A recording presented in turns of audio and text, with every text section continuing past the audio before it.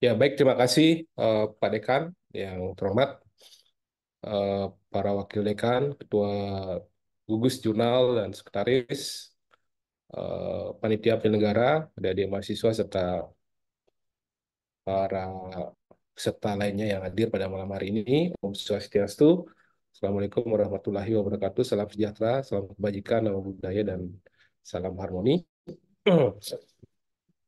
Eh, Puji syukur dipanjatkan kehadirat Tuhan Yang Maha Esa ya pada malam hari ini kembali kita bisa menyelenggarakan kegiatan dating ini untuk mendiskusikan hal-hal positif terkait dengan akademik, terutama yang terkait dengan kemampuan yang selama ini dilaksanakan adalah kemampuan dan integritas menulis ilmiah bagi adik-adik mahasiswa yang hadir pada malam hari ini cukup banyak ya, 250 kurang lebih ya. Ini ada semester 4 dan 2 saya lihat 6 juga ya dia. Nggih, Prof. Ya, mudah-mudahan semester 6 juga hadir ya, karena semester 6 saat ini sedang menulis apa namanya, proposal penelitian, dan juga sebenarnya ada semester 8 beberapa, tapi tidak banyak ya.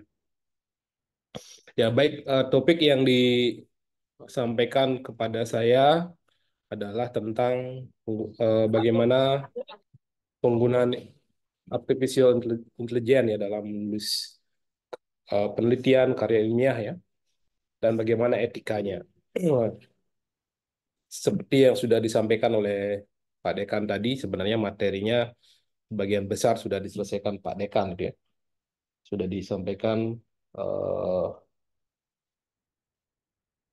inti dari materi pada malam hari ini seperti yang disampaikan oleh Pak Dekan ya.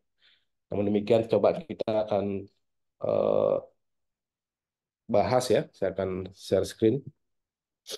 Jadi topik yang diberikan adalah terkait dengan AI dan etika menulis penelitian dan karya ilmiah, tantangan dan peluang di era digital. Seperti yang sudah disampaikan oleh Pak Dekan tadi bahwa artificial intelligence adalah fenomena yang sedang mewarnai kehidupan di era digital, di masa atau di periode revolusi industri dan society 5.0 ini. Tidak bisa terelakkan lagi bahwa penggunaan artificial intelligence itu terjadi di semua lini kehidupannya, termasuk bagi para akademisi ya. Dan fenomena penggunaan AI dalam penulisan berbagai karya akademik itu bukan hanya terjadi di kita ya, tapi merupakan fenomena internasional. Beberapa universitas-universitas yang hebat seperti eh, Cambridge ya, Oxford pernah merilis beberapa kebijakan terkait dengan itu. Yang awal-awal kemunculan AI itu ini kan sudah mulai dari beberapa tahun lalu ya, 3 atau 2 tahun lalu ya, sudah merilis bagaimana etika penggunaan artificial intelligence ya, di dalam hal akademiknya. Nah, di Indonesia sendiri, hal ini sebenarnya gayut dengan atau menjadi satu ya dengan etika menulis penelitian, karena sebenarnya Indonesia juga sudah memiliki eh, kebijakan tentang bagaimana integritas seorang akademisi termasuk dalam menulis karya ilmiah dan penelitian. Kita akan coba bahas ya dalam waktu 30 menit, mudah-mudahan bisa tuntas. Nah, pertama-tama mari kita pahami dulu karya tulis ilmiah itu apa. Nah, karya tulis ilmiah adalah karya pemikiran yang ditulis atas hasil penelitian atau kajian didukung dengan sajian fakta, bukti empiris, ditulis dengan mengikuti kaidah etika penulisan ilmiah. Nah, di akhir dari pengertian ini ada etika penulisan ilmiah. Ini menekankan bahwa sesuatu karya, termasuk juga karya tulis ya, itu bisa kita sebut sebagai karya tulis yang ilmiah apabila dia ditulis berdasarkan kaidah etika ya, ilmiah. Itulah yang akan kita bahas pada malam hari ini, termasuk bagi Anda ya, mahasiswa, masuk akademisi dan juga sebenarnya para dosen ya. Ini juga menjadi hal yang perlu dipahami dan diterapkan ya. Nah, untuk apa karya tulis ilmiah itu dibuat ya? Nah, pada hakikatnya secara filosofi, karya tulis ilmiah itu disusun adalah untuk menyebarluaskan suatu pengetahuan, menyebarluaskan ya, agar masyarakat bisa mendapatkan manfaat dari kemajuan ilmu pengetahuan. Nah, itu secara filosofi. Kenapa ada karya tulis ilmiah gitu ya? Nah, contohnya ya, kalau Anda saat ini mengalami sakit kepala, kemudian Anda meminum paracetamol atau aspirin gitu ya. Itu sebenarnya adalah salah satu manfaat yang bisa kita ambil atau Anda ambil karena adanya penyebaran ilmu pengetahuan. Aspirin itu kan ditemukan pertama kali oleh para peneliti medis di Jerman gitu ya. Coba kalau itu tidak disebarluaskan, tidak ditulis ya, nah kemudian itu tidak akan sampai ke Indonesia.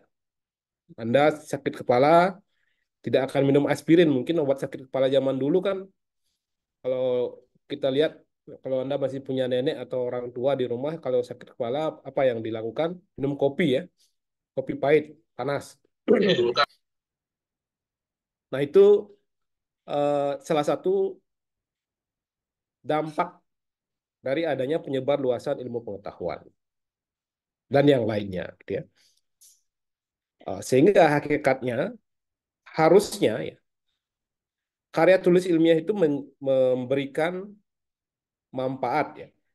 Kalau kita merujuk pada sistematika pohon keilmuan ya, Anda mungkin sudah belajar filsafat ya, ilmu ya.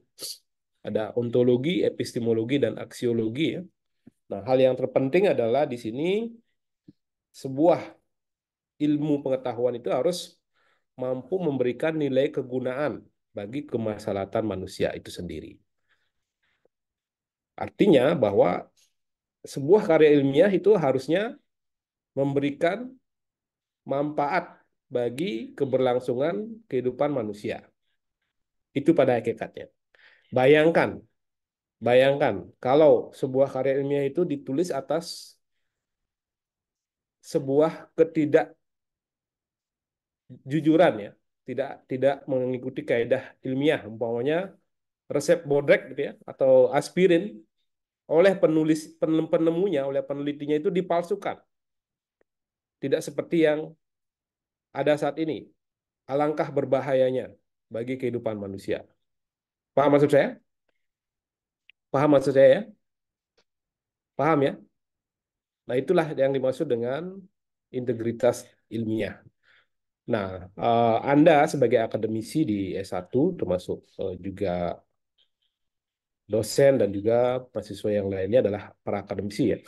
Ini merupakan salah satu agen-agen penyebaran ilmu pengetahuan. Jadi apa yang Anda tulis nanti dan terbitkan, skripsi maupun karya tulis ilmiah, ya hendaknya mengikuti integritas ilmiah atau kaidah penulisan yang beretika, gitu ya. Etika ilmiah. Tidak mengandung kepalsuan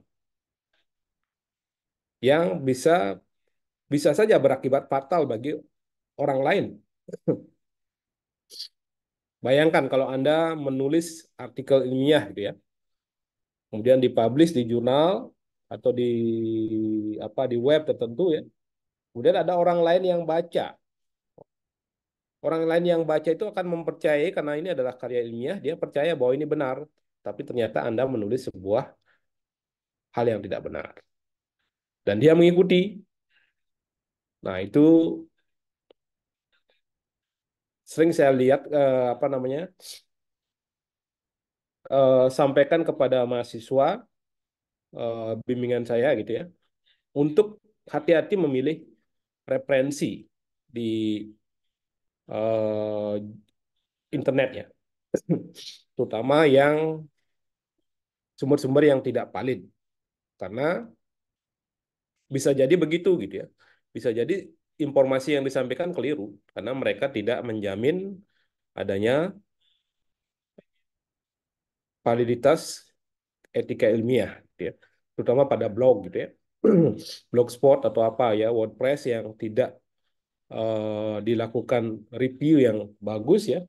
Biasanya saya larang kalau mahasiswa menggunakan sumber itu gitu ya.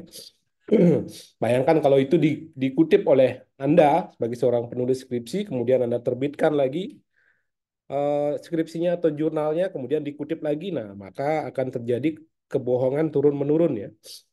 Jadi saya ngutip dari ini Pak, katanya begitu benar. Nah, ternyata yang dikutip itu juga mengutip yang salah. Itulah terjadi dosa berjamaah ya, turun-temurun. Saling kutip yang salah. Dan sering terjadi seperti itu. Nah, kita sebagai Anda yang memahami ini, kita berusaha memotong siklus itu, gitu ya. Tidak menyampaikan hal-hal yang tidak benar dalam karya ilmiah. Nah, etika ilmiah itu akan menjaga marwah ilmu pengetahuan untuk kemaslahatan manusia seperti yang saya sampaikan tadi. Jadi, mengembalikan marwah ilmu pengetahuan sebagai salah satu dimensi yang menjaga kelangsungan kehidupan manusia, gitu ya.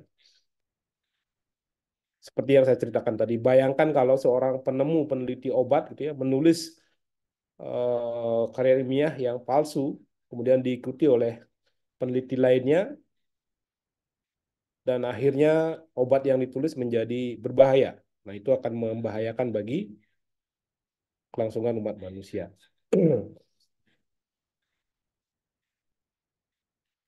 Nah, beberapa bentuk dari etika integritas ilmiah itu adalah melahirkan karya orisinal, bukan jiplakan.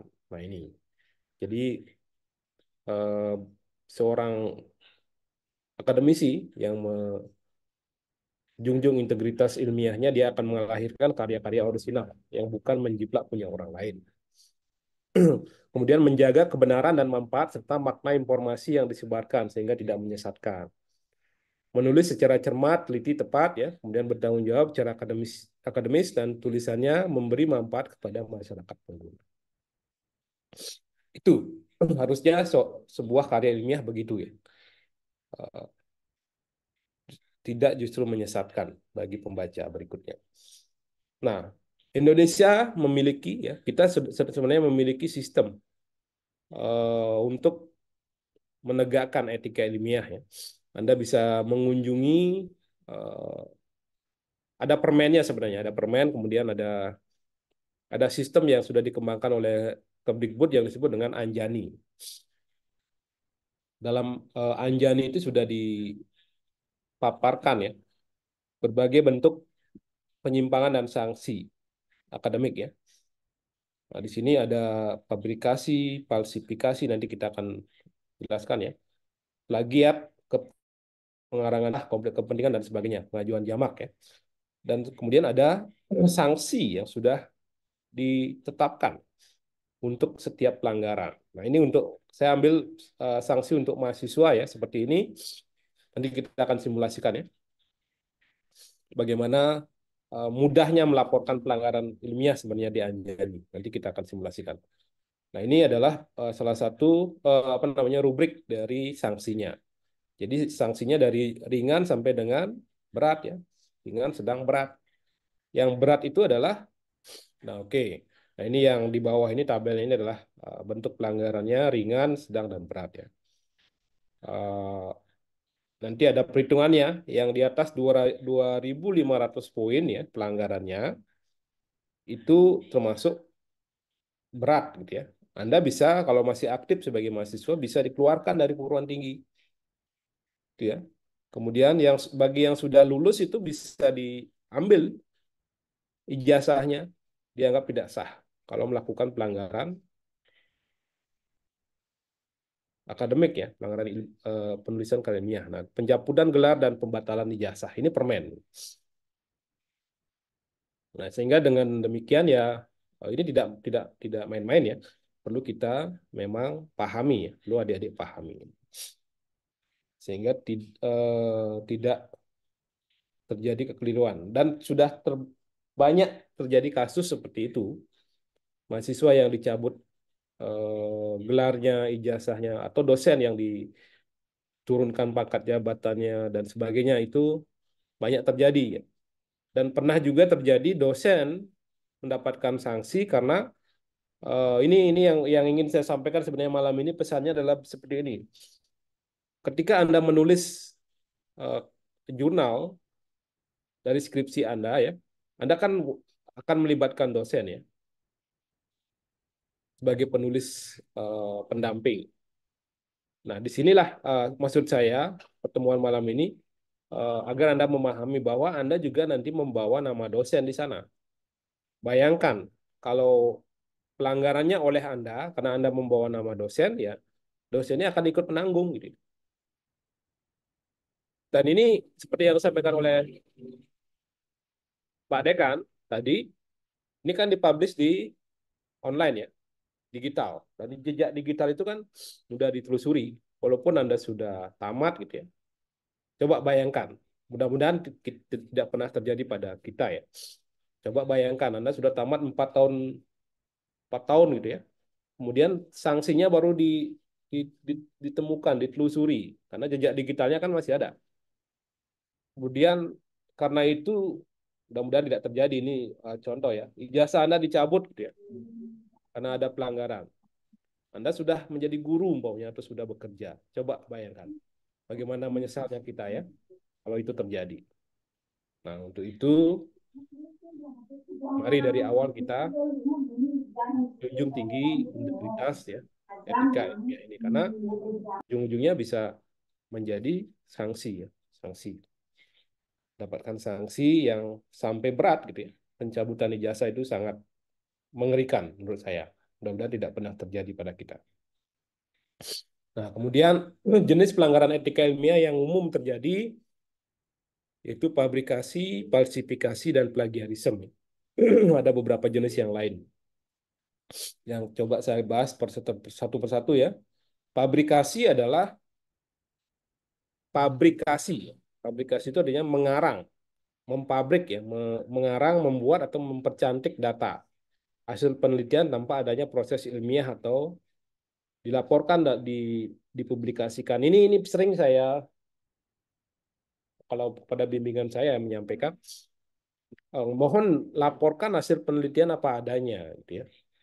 Sering sekali mahasiswa berpikir kan biasanya kalau penelitian yang kuantitatif ya, Anda kan mengajukan hipotesis ya, menguji hipotesis. Dia berpikir kalau hipotesisnya gagal, maka skripsinya gagal. Itu tidak benar sebenarnya pemikiran ini. Sehingga diduga sering terjadi ya. Mahasiswa mengubah data agar hipotesisnya diterima. Paham maksud saya? Anda tahu hipotesis ya? Tahu hipotesis kan? Belum ya, belum belajar itu. Belum. Nggih, tahu, Prof. Nanti tahu ya. Oke. Pokoknya Anda menguji apa? Menguji model pembelajaran A untuk meningkatkan kemampuan membaca siswa kan gitu ya. Nah, hipotesisnya nanti berarti salah satu hipotesisnya adalah model membaca A efektif untuk meningkatkan kemampuan membaca siswa kan gitu ya. Banyak mahasiswa berpikir kalau itu tidak diterima, maka penelitiannya gagal. Sebenarnya tidak. Justru jika Anda menemukan tidak efektif, itu juga temuan. Temuan sebuah penelitian. Makanya dalam sebuah buku eh, metodologi penelitian itu disebutkan bahwa penelitian itu boleh salah. Tidak apa-apa Anda salah. Lebih dihargai, lebih hormat ya kalau Anda menulis kemudian salah gitu ya. Dibandingkan Anda berbohong. Gitu ya. Kalau salah itu mudah dideteksi, tapi kalau bohong itu susah, gitu. Apalagi nanti menyesatkan. Nah, begitu ya. Tapi ya diharapkan ya tidak salah juga. Tapi yang lebih lebih bagus adalah Anda tidak berbohong. Nah, sering saya membantah hasil penelitian mahasiswa yang kelihatan ya membuat-buat gitu ya. Datanya dibuat ini tidak mungkin. Anda pasti membuat data. Biasanya saya tolak. Coba tulis yang benar, yang apa adanya. Tidak apa-apa nilainya rendah. Rupanya kan tadi kan meningkatkan kemampuan membaca siswa. Dia berpikir para dosen akan senang kalau nilai siswa itu 100 semua di akhir gitu ya. Nah, itu kelihatan sekali gitu ya. Itu terjadi kebohongan. Paham maksudnya ya? Nah, itu namanya fabrikasi. Apalagi Anda tidak meneliti, kemudian mengarang data gitu ya. Nah, ini nanti kita kaitkan ke AI ya. Dengan artificial intelligence, data itu sekarang bisa dibuat tanpa turun ke lapangan oleh AI. Apalagi begitu. Iya, kalau sekarang maunya dalam ujian skripsi, dosen tidak tahu ya. Kemudian Anda cukup cukup cerdik ya, mengelabui dosen gitu ya. Tetapi nanti ditemukan, nah nanti Anda bisa mendapatkan sanksi seperti tadi, sampai pencabutan gelar. Bayangkan, bayangkan kalau itu terjadi. Alangkah tidak tidak menyenangkannya ya. Maka dari itu, lebih baik salah gitu. Sampaikan ke dosen pembimbing, Pak, saya sudah sekian kali Pak pertemuan ya. Ini belum meningkat Pak, anak-anaknya nilainya masih segini-segini aja Pak, nggak apa-apa. Kalau ada dosen yang memarahi Anda karena itu, silakan. Nanti menghadap ke saya dan saya siap berdiskusi dengan dosen Anda gitu ya. Kalau dimarahi ini kenapa nggak meningkat, harusnya sudah 100 nilainya. Nah, kalau ada dosen begitu, silakan bisa Anda hubungi saya. Dan saya pikir di kita tidak ada. Semua dosen tahu bahwa penelitian itu harusnya melaporkan apa adanya.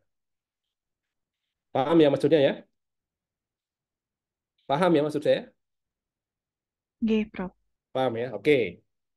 Nah, dalam skala internasional ya, kebijakan internasional terutama pada penerbit-penerbit yang besar ya seperti Elsevier, kemudian Taylor Francis, Sahe dan sebagainya.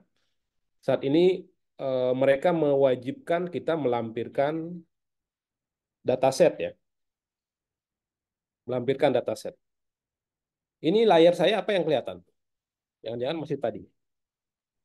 Terkait dengan fabrikasi nih, Nah, Kak Bapak. publikasi benar-benar berarti sudah berubah.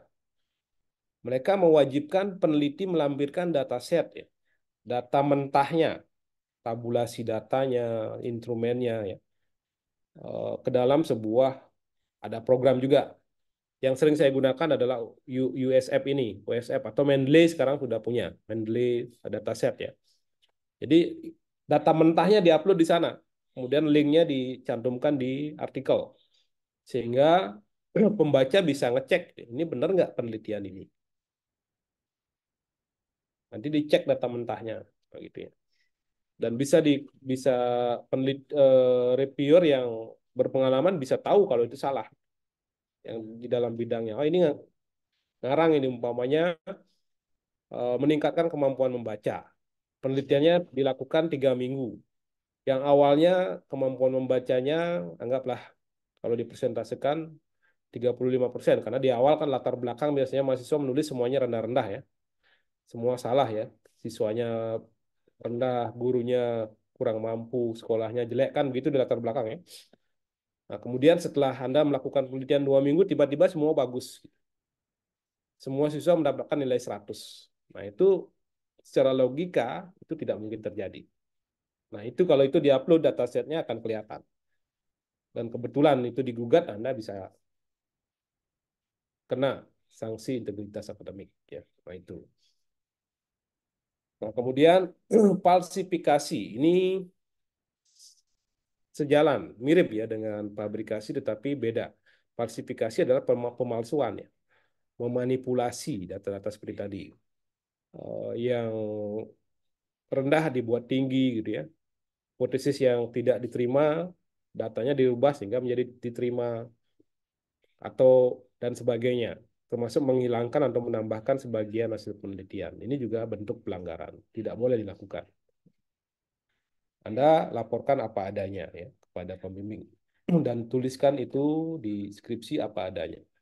Saya yakin para pembimbing tidak ada yang menuntut Anda harus berhasil eksperimennya, tidak, gitu ya. Kalau ada yang begitu, silakan lapor ke Pak Dekan atau saya, kita akan ajak diskusi bahwa eh, apapun yang dihasilkan oleh mahasiswa dalam sebuah riset itu harus mengandung kebenaran. Nah, kemudian yang sering terjadi adalah plagiarisme ya. Plagiarisme adalah pengambilan atau penyampaian hak intelektual yang berupa ide, karya, dan sebagainya ya, milik orang lain secara keseluruhan atau sebagian oleh seorang atau institusi tanpa melakukan sitasi atau penghargaan akademiknya. Nah, jadi plagiat itu mengambil bukan haknya, merugikan orang lain, dosa. Ini ada sanksinya di Permendiknas 17 tahun 2010, ini jelas dijelaskan sanksi bagi plagiarisme ya. Nah, plagiarisme ini terjadi kadang-kadang karena tidak sengaja atau ketidaktahuan. Makanya saya ingin malam ini topiknya begini sehingga Anda paham.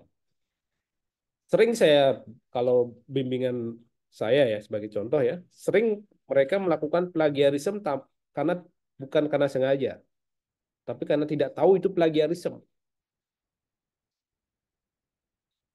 Contohnya Anda menulis di skripsi atau di karya tulis ilmiah gitu ya. Kebetulan membaca dari artikel atau buku orang lain, nah kemudian Anda menuliskan kembali dan lupa Anda mensitasi gitu. Menurut siapa umpamanya? Wulandari. Wulandari tahun 2010 mengatakan bahwa bla bla bla bla bla. Kan itu harusnya ya.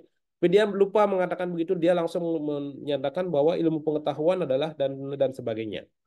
Tanpa menulis Wulandari sebagai penulis yang dikutip. Itu plagiat gitu ya. Itu plagiarisme yang terkadang terjadi karena tidak ketahuan, ketidaktahuan maksudnya, ketidaktahuan dari penulis, tidak sengaja.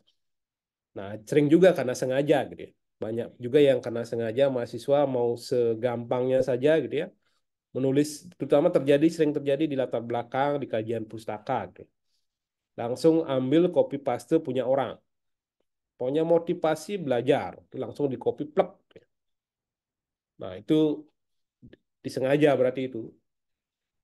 Itu juga bentuk plagiarisme. Hati-hati kalau nanti walaupun Anda sudah lulus, tapi kalau di tracking ketahuan, nah itu ijazah Anda bisa ditarik, berbahaya sekali. Jenis-jenis plagiat ada clone ya. Clone itu menyampaikan karya orang lain kata demi kata sebagai miliknya sendiri. Nah, seperti tadi itu termasuk clone kalau begitu. Jadi pokoknya Wulandari menulis buku mengatakan bahwa pendidikan adalah dan usaha sadar dan sebagainya. Anda menulis lagi tanpa mencantumkan menurut Wulandari tahun berapa. Itu clone namanya. Anda menulis tanpa menghargai Wulandari sebagai penulis pertamanya.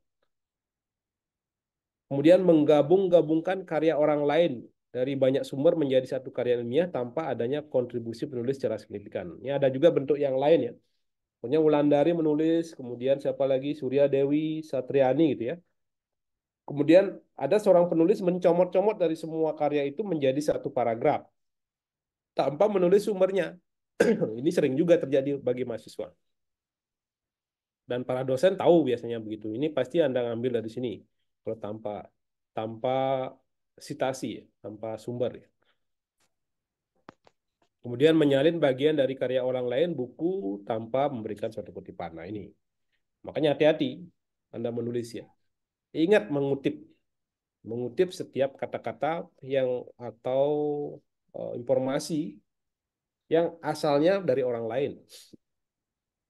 Termasuk juga dari kebijakan-kebijakan, undang-undang dan sebagainya.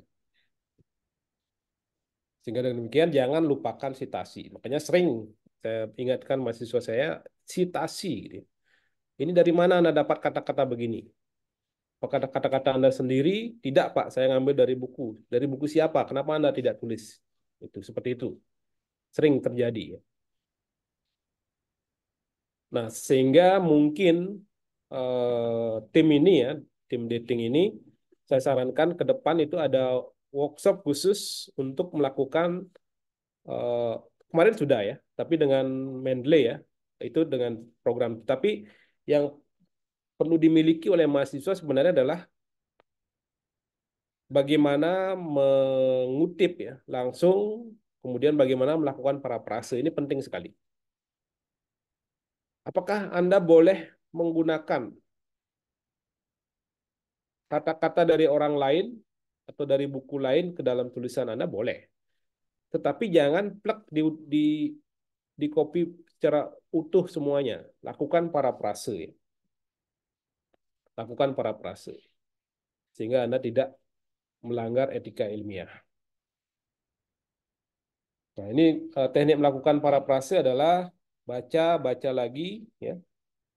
Bacaan asli hingga Anda mengerti, kemudian tulis dengan kata-kata sendiri. Masalahnya adalah permasalahan mahasiswa sekarang ini saya tahu, sering saya temui ya, mahasiswa malas baca. Coba saya tanya ini satu persatu. Ada yang sudah menulis proposal. Ini semua menggunakan Avatar. Ini saya ngomong dengan Avatar ini malam ini. Yang Avatar tidak begini apanya, yang semester tertinggi ini semester berapa? 6 ada. Sering sekarang terjadi kekeliruan begitu, mahasiswa langsung lihat judul langsung dikutip gitu ya. Tanpa tahu apa isinya. Nah, ini kalau yang Anda lakukan tadi benar itu. Harus baca gitu ya. Tahu dulu isinya, baru mengutip dan menyampaikan apa yang menjadi ide dari artikel itu, kemudian Anda kutip ya. Dan jangan lupa mengutip ya. Itu yang tadi, jangan lupa mengutip. Untuk menghasilkan satu karya ilmiah dalam ilmu sosial, kita kan sosial ya, sosial humaniora di pendidikan, idealnya satu, kalau ini bukan skripsi ya, artikel ya. Artikel yang halamannya mungkin 10 sampai 11 gitu ya.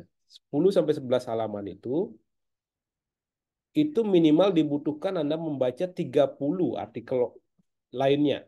Jadi menghasilkan satu artikel minimal membaca 30 artikel. Itu yang benar. 30 referensi. Masalahnya adalah mahasiswa malas membaca. Saat ini saya tahu ya. Karena nanti kita cerita. Karena AI. Nanti kita cerita tentang AI setelah ini. Sehingga demikian sering terjadi pelanggaran di sana. Nah, yang benar adalah Anda baca referensinya ya. Kemudian pikirkan ide Anda, tutup dia, jangan jangan mengambil ya, jangan mengambil dari sana kemudian dipaste ke punya Anda. Itu sering menjadi cikal bakal atau awal mula terjadinya pelanggaran ilmiah. Oke, kita lanjut ya. Nah, perlu Anda pahami ya, bahwa saat ini sangat mudah mendeteksi plagiarisme. Nah, kalau kita di Undiksa menggunakan Turnitin kan, Turnitin. Tapi saya tahu juga ada mahasiswa yang nakal ya, di ya, beberapa kali kalau tugas-tugas kuliah juga saya sering uji kemiripannya ya. Dan saya sudah sampaikan ke mahasiswa saya akan uji. Ada yang nakal, ada program atau software yang anti anti Turnitin ya, mengubah tugas itu sehingga tidak terdeteksi. Ada juga, tapi ada juga caranya. Jadi para dosen sekarang sudah memiliki ini, anti atau pendeteksi plagiarisme. Kalau di kampus ada Turnitin. Kalau saya juga menggunakan Identiset ya, lebih powerful biasanya. Tapi Turnitin juga bisa. Jadi mudah dideteksi kalau Anda melakukan plagiarisme.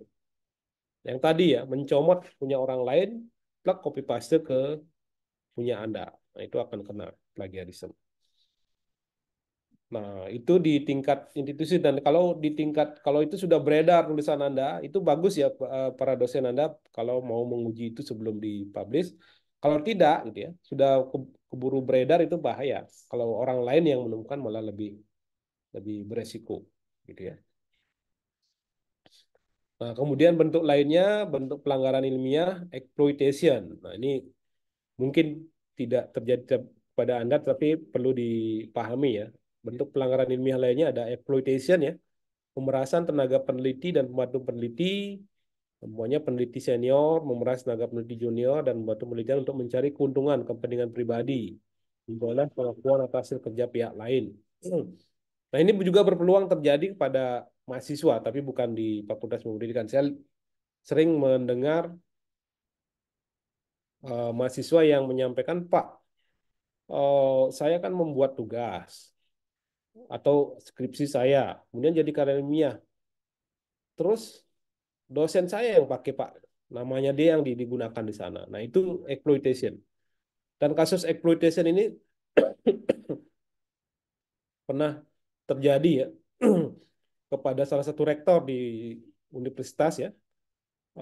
Terjadi exploitation seperti ini, jadi terdeteksi bahwa itu adalah skripsi mahasiswanya dan terjadi pencopotan.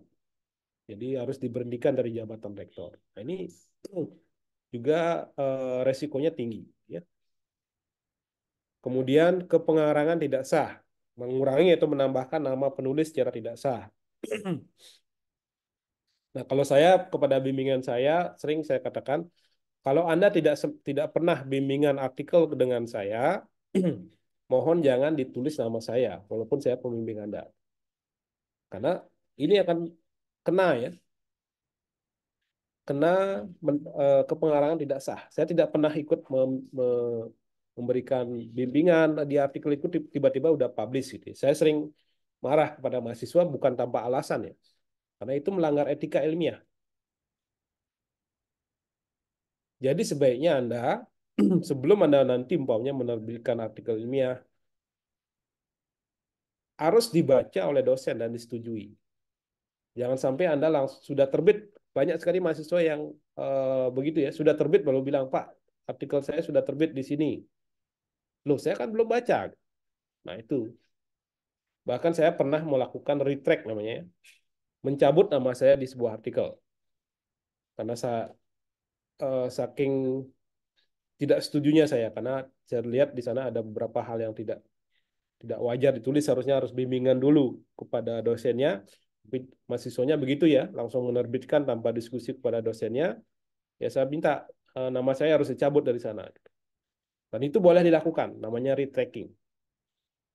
Makanya Anda nanti bimbingan dengan dosen pembimbing ya, yang namanya tercantum di artikel itu. Para dosen harus baca dulu. Jangan sampai sudah terbit Anda baru menyampaikan. Itu tidak benar. Kemudian injustice, intent careless, dan duplication. Nah, ini duplication ini pernah marak terjadi ya. Ada kasus ya, seseorang yang mempublikasikan artikel ya, itu persis sama dengan sebuah artikel di luar negeri, tinggal dirubah bahasanya, ditranslate menjadi bahasa Indonesia. Nah, ini berpeluang terjadi jika Anda menggunakan AI, ChatGPT. Saya pernah coba ya. Saya minta ChatGPT, buatkan saya artikel dengan judul begini. 3 menit selesai dengan referensi dan sudah ditemplate sama dia. Setelah saya cek, itu mirip sekali dengan artikel yang ada di luar negeri. Hanya berbeda bahasa. Nah, itu. Nanti kita akan bahas tentang AI. Nah, ini adalah Anjani ya. Nanti Anda bisa cek di Anjani, Anjani kemdikbud.go.id ya. Mungkin kita akan coba ke sana ya, ke Anjani. Nah, di sini sudah ada jenis penyimpangannya ya, ada fabrikasi, plagiat, dan sebagainya. Kemudian ini beberapa contoh kasus saksi ya, sanksi bukan saksi, sanksi ya. Dan di sini juga ada pelaporan, prosedur pelaporan ya dan sebagainya. Ini prosedurnya ada prom pelaporan. Ini kalau pom pelaporan khusus harus Anda buat gini ya. buat apa namanya, buat akun. Nah, ada pengukuran. Nah, ini kalau ingin simulasi nanti bisa Anda simulasi. Contoh, Anda mahasiswa S1 ya. Nah, karena Anda sudah di tingkat tinggi, berarti Anda harusnya sudah mengikuti pendidikan pelatihan integritas akademik dan seterusnya. Nah, ini bisa diisi ya. Sehingga skor Anda berapa? Dan kalau terjadi, itu pelanggaran apa yang bisa dikenakan kepada Anda. Ini sudah ada simulasinya di Anjani. Pokoknya Anda pertama kali melakukan pelanggaran. Oke, ini di sini. Apakah intensi kecurangan? Apakah sering terjadi? Pokoknya tidak ada intensitas ya. Apakah terjadi pabrikasi? Pokoknya ada. Ternyata 50%. Kemudian falsifikasi juga ada sekitar 50% ya. Ada plagiasi banyak 15 kalimat. Nah, ini yang sering saya temukan ya. Ada pengarangan tidak sah, ya pokoknya tidak ada kebetulan. Atau mungkin ada, karena dosennya tidak pernah tahu. Berarti Anda kena ini, pengarangan tidak sah. Ya. Dosennya nggak tahu, tiba-tiba ditulis nama saya, gitu pokoknya kan. Ada konflik kepentingan, ini mungkin tidak kalau S1 ya. Tidak kalau ada dana ya. Pertanyaan 9, penyimpangan pengajuan jamak. Apakah dipublikasi berkali-kali ini jarang terjadi di mahasiswa. Nah, siapa ininya mahasiswa skripsi gitu ya. Kita bisa cek. Nah, ini dengan kondisi itu kategorinya berat. Kategorinya berat. Anda bisa, kalau ini terjadi ya, dengan skema Anjan ini Anda bisa dikeluarkan dari perguruan tinggi. Langsung DO. Sehingga saya tidak menakut-nakuti. Tapi ini perlu dipahami kan. Sering terjadi pelanggaran terjadi karena ketidaktahuan kita. Oke, itu nanti silakan Anda bisa berkunjung ke Anjani dan baca informasi lebih lanjut dan mungkin kalau mau mensimulasikan bisa seperti yang saya lakukan. Kemudian kita beralih ke topik berikutnya adalah AI ya, peluang, tantangan, dan ancaman. Nah, ini juga menjadi salah satu isu yang menarik dalam dunia pendidikan ya, artificial intelligence ini AI, karena AI itu, nah menurut Anda AI itu peluang, tantangan, atau ancaman? Saya tanya dulu. Pridayanti, Pridayanti ya, Pridayanti. Menurut Anda ini AI ini peluang, tantangan, atau ancaman? Anda pernah menggunakan AI belum?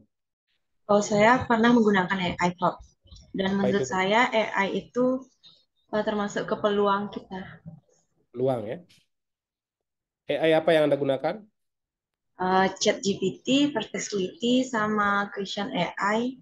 Nah, itu sudah banyak ini tahu AI ya. Untuk apa? Untuk buat tugas. Iya, Prof.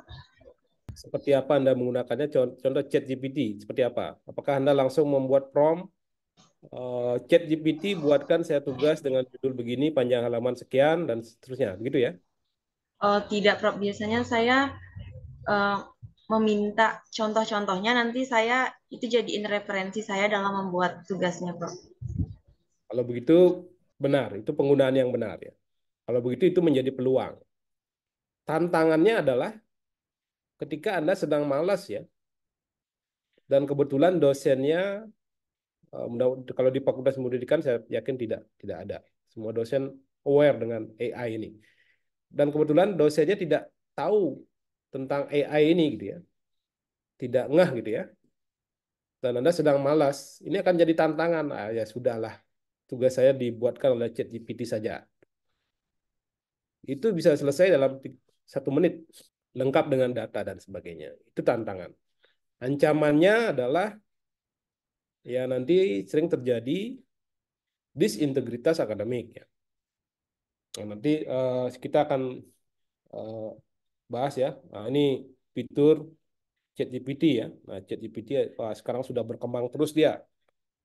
Bahkan ada bisa membuat lagu ya, membuat lagu. Anda tinggal minta tema lagunya seperti apa, dia langsung membuatkan musik ya, dan sebagainya. Semakin canggih. Dan tidak mungkin kita membendung penggunaan AI ini. Dan saya yakin di perguruan tinggi juga kita tidak bisa membatasi mahasiswa untuk menggunakan AI, tetapi mereka harus tahu ya. Anda harus tahu di mana batasannya, seperti apa bolehnya menggunakan AI. Nanti kita cerita. Nah, di dunia internasional juga terjadi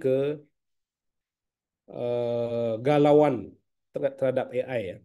Saya menemukan sebuah artikel yang yang agak nyentrik ya, nyeleneh sedikit, Journal of Epidemiology ya.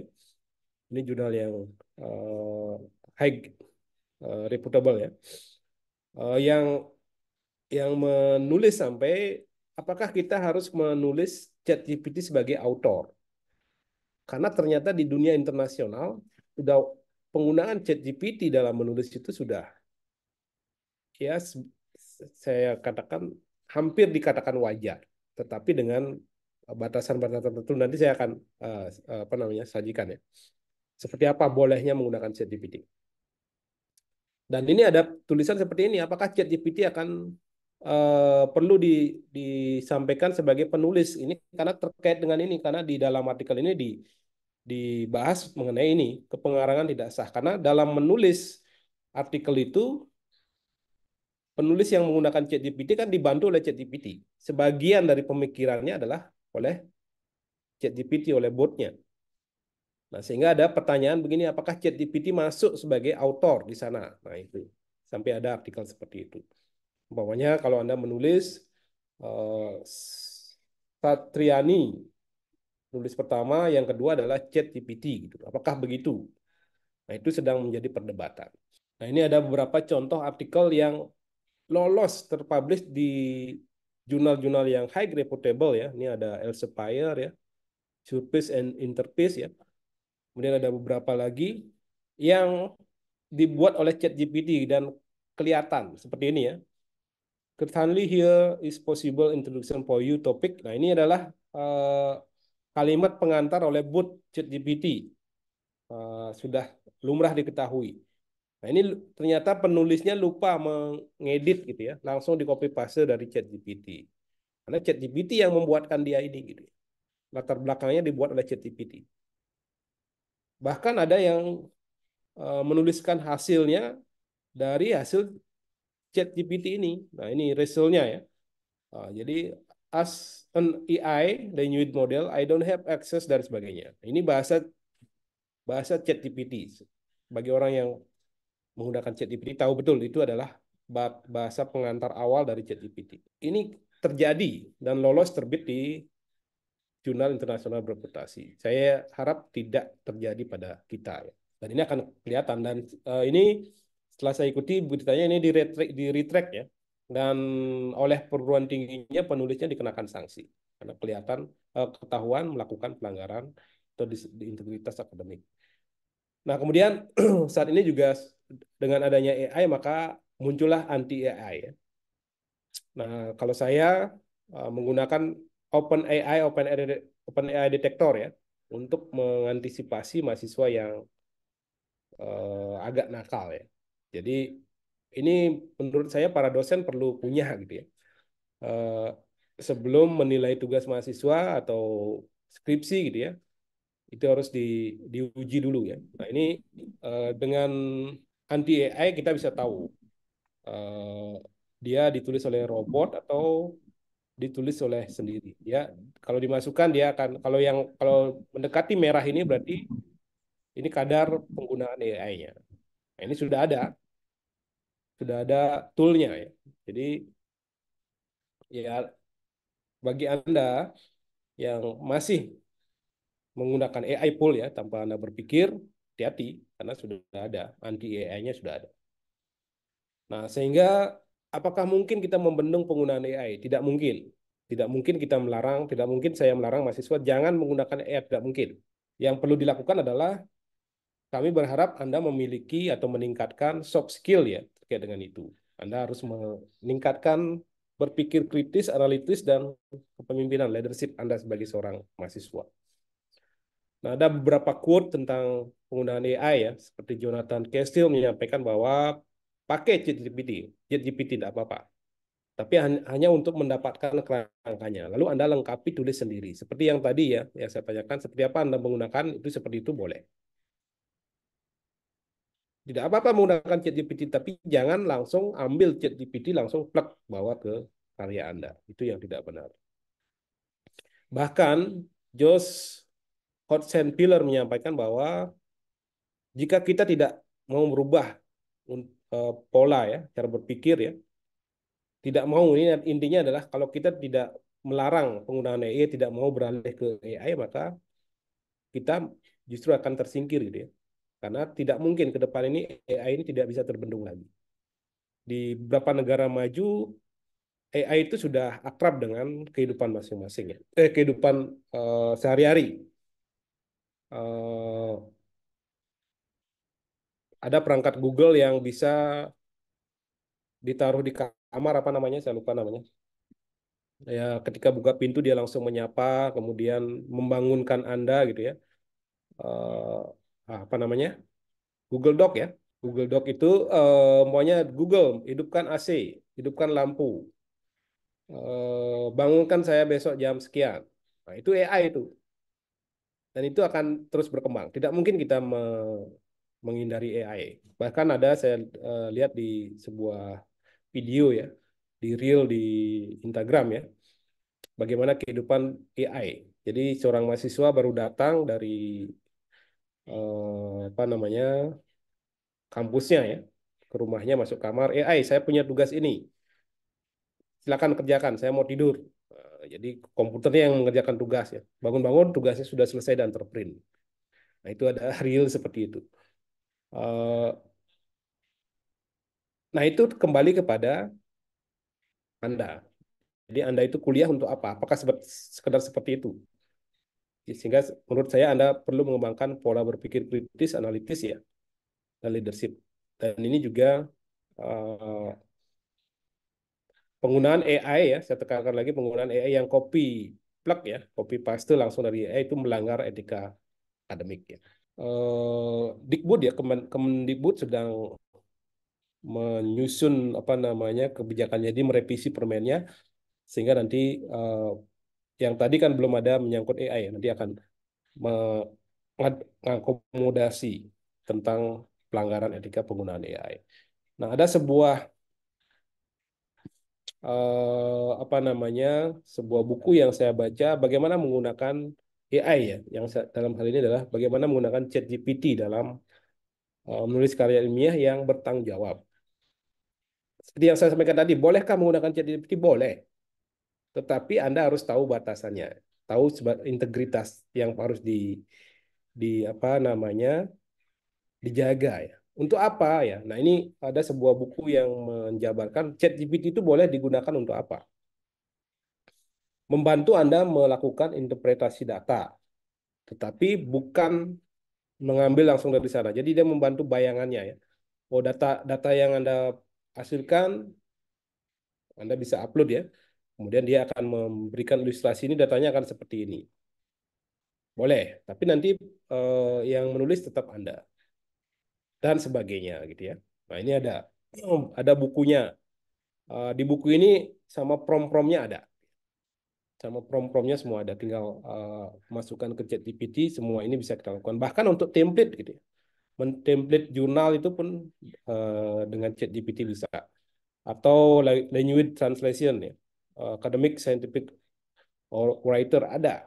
Tapi kembali lagi, pernah saya coba ya. Pernah saya coba, kemudian ternyata persis sama dengan sebuah artikel di sebuah jurnal di internasional. Nah, itu akan kentara dan sudah banyak kasus yang ditemukan seperti ini. Jadi tidak ada apa istilahnya ya, tidak ada kebohongan yang tidak bisa terdeteksi.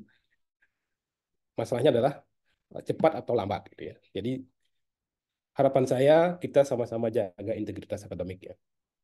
Eh, Anda sebagai mahasiswa dan juga dosen gitu ya. Sekali lagi, AI apakah boleh digunakan? Boleh, tetapi Anda harus tahu batasannya. Untuk apa? Memberikan ide-ide, ya, memberikan ide-ide untuk penelitian seperti tadi, memberikan contoh-contoh, ya boleh. Tapi jangan ngambil langsung dari hasil ChatGPT-nya, gitu ya. Memplak langsung atau apalagi meminta ChatGPT membuatkan atau AI membuatkan tugas karena dia mau. ChatGPT itu nggak pernah menolak gitu ya. Dan promnya ada, tinggal masukkan ya, buatkan saya tugas dan lain sebagainya, keluar langsung dengan data. Kalau mau bahkan kalau membuat skripsi pun dia mau, dari latar belakang data, analisis data sampai sudah lengkap gitu ya. Tapi kembali lagi ya, Anda akan melanggar integritas akademik dan saat ini juga sudah ada anti AI ya. Jadi kebohongan itu pasti akan terdeteksi. Dan siap-siap Anda bisa kena sanksi kembali ke Anjani. Nah, bayangkan kalau sanksinya ya Anda sudah lewat gitu ya, 5 tahun tapi ternyata terdeteksi Anda sudah bekerja gitu, ijazahnya harus dicabut. Nah, betapa menyedihkannya kondisi itu. Lebih baik kita jaga dari sekarang. Betul ya? Setuju ya? Ya, baik, mungkin itu malam ini ya. Mudah-mudahan tidak lewat dari 30 menit ya. Jadi pada intinya mari kita jaga integritas akademik sama-sama ya, karena ada beberapa hal yang menyebabkan itu harus kita jaga.